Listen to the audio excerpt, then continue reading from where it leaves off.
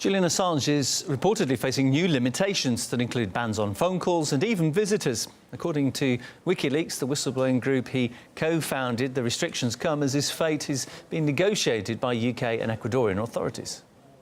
His internet access is still blocked. We have had talks. We're interested in solving this issue.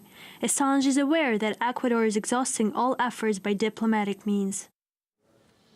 In March, Assange's internet use was restricted after he tweeted criticism of the UK's response to the poisoning of Sergei and Yulia Skripal.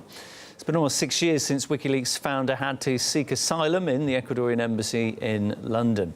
During this time, Assange was visited by many friends, celebrity guests and media. But it looks like now he doesn't have that option on the table. Human rights activist Peter Tatchell says that new restrictions make life worse than in prison.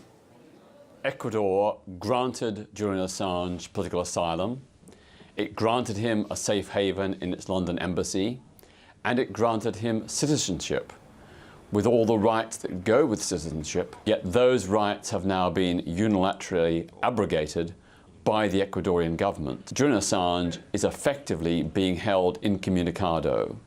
He can't communicate with the outside world, and the outside world cannot communicate with him. That is a more draconian restriction than even terrorists or rapists experience in prison. They do have a right to communicate, and Julian Assange does not. So this is a very, very backward step, which goes quite clearly against Ecuador's own guarantees of human rights and free expression.